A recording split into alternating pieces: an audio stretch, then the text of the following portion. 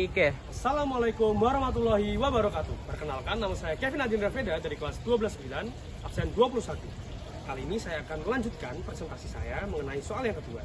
Yang pertama, mengapa tembaga yang baru ditambang harus dimurnikan terlebih dahulu sebelum dipakai menjadi kabel listrik? Tembaga yang baru ditambang masih banyak memiliki kotoran atau logam seperti besi, timbal, atau nikel. Meskipun jumlahnya sedikit, kotoran ini bisa mengganggu aliran listrik karena tidak menghantarkan listrik dengan sebaik tembaga murni. Jika tidak dimurnikan, kabel tembaga akan menjadi kurang efisien dan kurang efektif dan menyebabkan panas berlebih atau gangguan pada perangkat listrik. Lalu, yang kedua, bagaimana cara kerja electro-refining dalam memisahkan tembaga murni dan pengotornya? Oke, jadi dalam proses electro-refining, yang pertama, tembaga kotor atau anoda dihubungkan ke kutub positif saat dialiri listrik atau atom tembaga dari anoda larut ke ion Cu2+. Lalu yang kedua, tembaga murni atau katoda dihubungkan ke kutub negatif. Ion Cu2+ dari larutan bergerak ke katoda dan menempel di sana sebagai logam tembaga murni. Lalu yang ketiga, larutan elektrolit. Biasanya, larutan tembaga 2 sulfat CuSO4 membantu menghantarkan arus listrik dan sebagai tempat ion-ion Cu2+ bergerak.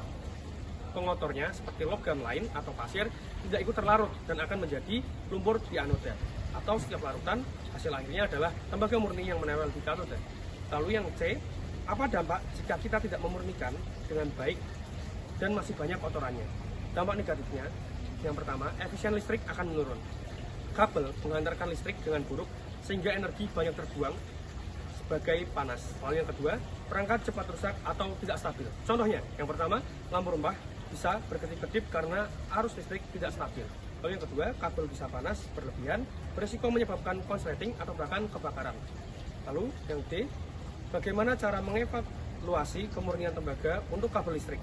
Sebagai ahli material, kita bisa melakukan yang pertama, uji kemurnian kimia atau spektroskopi atau analisis massa untuk melihat kadar tembaga dan memastikan pengotor di bawah ambang batas standar. Biasanya kurang lebih 99,99% Cu.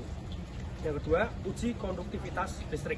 Tembaga murni punya produktivitas listrik tinggi jika nilai konduktivitasnya turun. Artinya masih ada pengotor yang mengganggu aliran arus.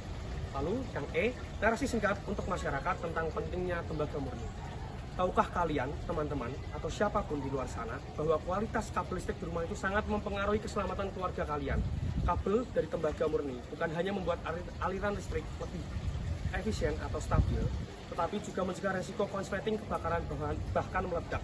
Tembaga murni menghantarkan listrik dengan efisien, menghemat energi, dan menjaga perangkat elektronik kalian tetap aman.